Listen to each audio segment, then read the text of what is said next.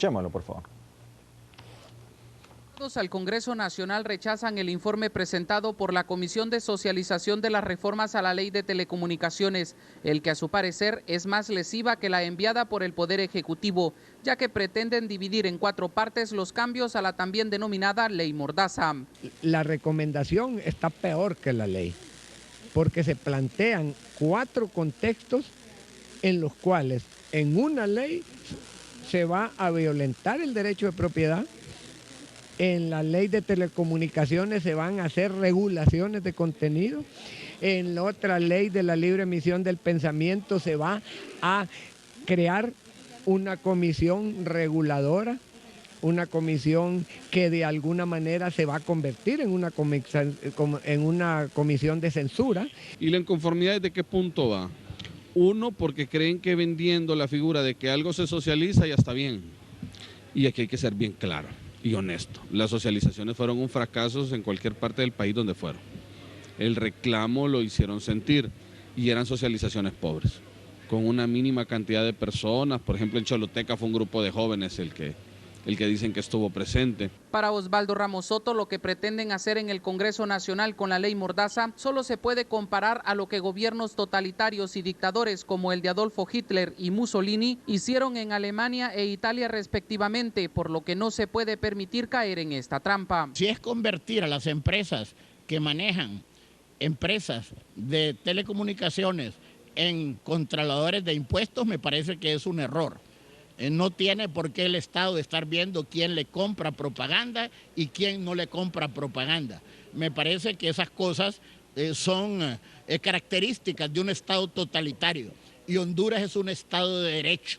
Los que han encabezado las socializaciones aseguran que se van a tomar en cuenta las recomendaciones hechas por el relator especial de la Organización de las Naciones Unidas para la Libertad de Expresión. Sin embargo, prometen revisar la ley de libre emisión del pensamiento, la ley antimonopolio, entre otras. El de contenido únicamente a lo que señala, que es respecto a la niñez, ¿verdad? Incluso habló de horarios de 6 de la mañana, de 6 de la mañana a 10 de la noche, para que los niños reciban mensajes, informaciones que no vayan en contra de su integración general, ¿verdad? ¿Pero autorregulación de los medios o a través de una ley? En la ley de emisión del pensamiento, ¿verdad? Creo que habría que verlo. Para los diputados que se oponen a esta ley que el gobierno de Porfirio Lobo Sosa y Juan Orlando Hernández pretenden aprobar para coartar la libertad de expresión en el país, estas acciones son atentatorias a libertades fundamentales enmarcadas en nuestra Carta Magna y en tratados internacionales. Frank Rivera, Noticiero Universal. Bueno, ahí teníamos la nota de Frank Rivera sobre este tema tan controversial sobre las telecomunicaciones. Creo que este tema ha generado mucha controversia, no solo por la libertad de expresión, sino también el momento en que se están planteando estas reformas, un momento previo a las elecciones, cuando conocemos experiencias en Sudamérica, en el cual pues hemos visto situaciones similares en que se han denunciado represalias a medios de comunicación que no son oficialistas o que denuncian fraudes electorales o situaciones extrañas en estos procesos de elecciones de presidente. Entonces, este momento que se está dando es un momento muy controversial, donde están planteando estas reformas prácticamente que no pidió a la sociedad civil, fue CELIBRE, una organización no gubernamental que presentó un proyecto, pero realmente la población no estaba preocupada en ningún momento de las telecomunicaciones, sino que es una iniciativa prácticamente del Ejecutivo que mandó a pedir un proyecto a la ministra de Justicia y Derechos Humanos. ¿Hay peligro de que se viole la libertad de expresión con esta ley de telecomunicaciones, Joa? Pero CELIBRE es una organización de sociedad civil, cuidado, sí. O sea, también es sociedad civil, no es que ahorita no lo es, o sea, siempre lo ha sido. Es más, ha sido una de las pocas organizaciones que ha levantado la voz en este país cuando se viola la libertad de expresión. A mí me parece muy injusto ahora el trato que está recibiendo, ¿no? Porque a mí me parece apropiado que ellos se hayan levantado la voz y presentado una propuesta de reformas en el momento en que solo se hablaba de la reforma de la ley de telecomunicaciones y que se hacía sentir como que se trataba única y exclusivamente de una ofensiva contra los medios.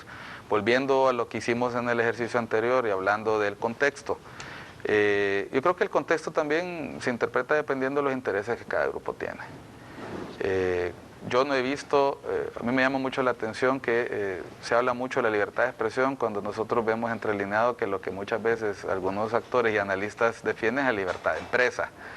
Y hay que decir algo, esto, ¿por qué empieza? Empieza, es cierto, en un contexto un poco enrarecido porque el presidente se queja, pero también recordemos que el Estado de Honduras está en una seria situación financiera y tiene que revisar todo el marco legal y jurídico en el cual se conceden o no exoneraciones. Y hay una exoneración muy interesante del año 57 en la Ley de Emisión del Pensamiento que permite a las empresas que se dedican a la transmisión de información, aquel tiempo básicamente impresa y radial, ahora sabemos que hay televisiva, electrónica y otros medios, a importar libre de impuestos todo su equipo.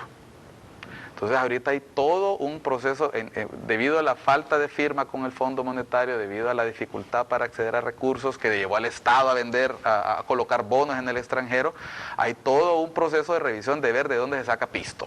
O sea, lo quiero decir de manera coloquial, ¿de dónde se saca pisto? Entonces, hasta los calcetines la vamos a sacar de un... porque aquí hay cosas, por ejemplo, y aquí ustedes me van a dar la razón, es insostenible ya que los maestros de cualquier nivel no paguen impuestos.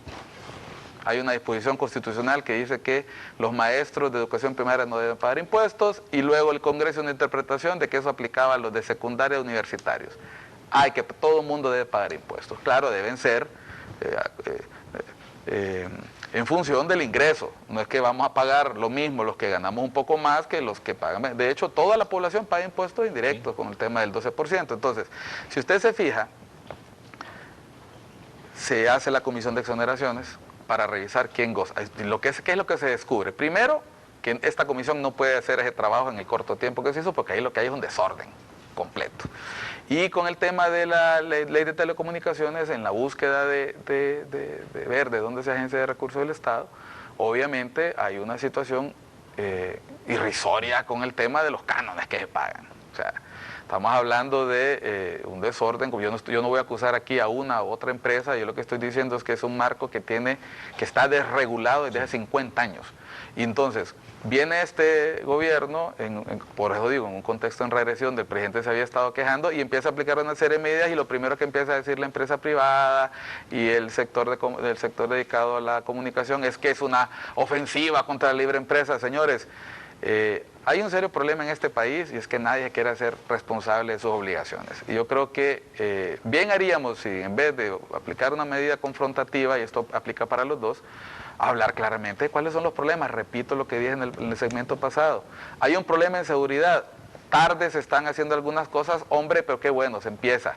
Y no es responsabilidad solamente de un gobierno, coincido con el abogado. Es económico más que político. Hay un trasfondo económico que obviamente se mezcla en un contexto político en el cual nadie va a negar que el presidente se ha quejado de esto, pero también no hay que desconocer que los actores que están interviniendo en este debate también juegan roles políticos. En este país, para nadie es desconocido que los dueños de algunos medios de comunicación juegan política y juegan y apoyan ciertos candidatos y apoyan ciertos partidos. Hay incluso algunos que han sido presidentes o han sido excandidatos para presidente. Entonces, ¿cómo evitar que esta discusión se politice? Sí, dentro de los sectores que representan a los medios de comunicación hay personas con intereses políticos claramente definidos. Entonces, cuando uno ve la argumentación con que se plantean las reformas, que yo coincido en el caso de la exposición del abogado Ávila, que hay que ver esto como temas de Estado, no como temas de gobierno, es más o menos lo mismo que hizo el relator Larroux. El relator Larroux dice, no mezclen una cosa con la otra, porque entonces sale un arroz con mango. Él no lo dijo así, ¿verdad? Si hay que regular la ley de emisión del pensamiento del 57, hay que hacerlo. Nadie discutió, por ejemplo, la reforma en enero que reconoce el derecho al agua y saneamiento como una reforma importante que incorpora un derecho que los ecuatorianos, nadie está diciendo que es una reforma inspirada en Ecuador, pero sí se hace lo mismo cuando se habla de poner orden. Yo he visto verdaderas aberraciones en el debate sobre el tema de la ley de telecomunicaciones, sobre de quién es el dueño de las frecuencias. O sea, hay gente aquí que piensa que porque su empresa ha tenido algo durante 20 años es suyo. y lo puede heredar a sus hijos. Hay que poner reglas claras y yo espero que ahí lo que debe haber es un criterio técnico en el cual los que estén manejando el tema en el Congreso y por tanto de CONATEL lo manejen desde el plano técnico. Ahora, que es incorrecto regular contenidos, yo creo que aquí todos vamos a coincidir que a lo que se debe propender es a la autorregulación, y si esa autorregulación no se logra, se debe pactar, pero no se puede imponer. Yo no quiero que a mí me digan lo que se va a discutir en su programa, yo prendo la tele y espero ver que haya un libre debate de ideas y que no venga una lucita a decirle qué cosas puede decir usted y qué cosas no puede decir. Sí creo que hay desorden. Creo que no es correcto que algunos canales, por ejemplo, bajo el argumento de la libertad de expresión, a horas inapropiadas están nuestros hijos viendo tele, porque la gente ve tele, no toda la gente tiene acceso a cable, y de repente están comiendo uno el almuerzo, o los niños están viendo su programa favorito, última hora y 3 macheteados. Y eso sabemos que pasa en este país. Creo que debe haber algún cierto regulación del tipo de violencia, el tipo de... Eso también promueve de alguna manera conductas antisociales y criminógenas. Pero hay que evaluarlo y conversarlo. Y aquí todo se quiere imponer. Yo creo que hemos llegado a una situación, y la sociedad en eso está despertando, más allá de las organizaciones de sociedad civil, a demandar una actitud mucho más responsable de sus operadores políticos, de justicia, de seguridad. Los problemas no se pueden seguir atendiendo dando carpetazos, gacetazos o a gritos. Hay que escuchar. Si el relator ha dicho cosas que son útiles, hombre, tomémoslas en cuenta. Él ha dicho, por ejemplo, la BBC o en España, los canales que están oficiales o pagados por el Estado tienen juntas, ¿verdad?, directivas donde concurren distintos sectores y no se convierten en aparatos de proselitismo del gobierno. ¿Qué va a pasar si algún día en este país se aprueba la reelección? Vamos a tener que aguantar que los canales oficiales y las cadenas sean mecanismos para hacer campaña como ocurre en otros países. Entonces, si ahorita no se ponen algunas reglas que deben ser concertadas, no pueden ser impuestas, y en las cuales uno espera que prive el interés de la opinión general, el interés general, ¿cuándo se va a hacer? Hay que empezar. Para mí, lo útil de este debate no es que se apruebe todavía no se ha aprobado, es que ya se generó una conciencia en la población de que estos temas no se pueden dejar sin tocar, sin regular, y que es importante que participe toda la gente posible. Y si antes no lo hacía, qué bueno que lo hacen ahora, pero el Estado me parece una barbaridad, recibe una miseria por un espacio que es de propiedad exclusiva del Estado. Bueno, pero no hay que olvidar que el propio Estado es el que aprueba las exoneraciones. Ningún medio de comunicación se autoexonera, sino que es el propio Estado. Pero es un tanto contradictorio este argumento de democratizar la comunicación, porque la exoneración eso fue. Y tuvo éxito. O sea, hace ¿qué? 20, 30 años usted ponía Canal 5, 3 y 7 y no pasaba de ahí, y tenía que aguantar lo que dijeran esos canales. Se dieron estos incentivos fiscales, y ¿qué es lo que tenemos ahora? Hoy tenemos montones de canales, y entonces eso es democratizar los medios. Se logró que surgieran nuevos canales y ahora usted tiene la gran variedad, hasta el Estado tiene sus propios 2 canales. Entonces ese tema, el argumento es un tanto controversial, pero su valoración también sobre este tema. Bueno. Bien, en cuanto a este tema, yo le he estado siguiendo y he estado leyendo, y me he provisto incluso de los documentos que se han manejado ahí, la última versión del proyecto de ley de telecomunicaciones. Creo que el mayor problema que ha tenido el gobierno aquí es haber mezclado esta cuestión de la reforma o de la modernización de la ley de telecomunicaciones con introducir un tema específicamente de libertad de expresión. Es cierto que ambas cosas se vinculan, porque las telecomunicaciones hoy día son un vehículo para hacer posible la libertad de expresión, eso es indiscutible, ¿verdad? Pero de repente eso es lo que ha complicado y ha confundido a medio mundo, y se habla aquí de graves violaciones a la libertad de expresión.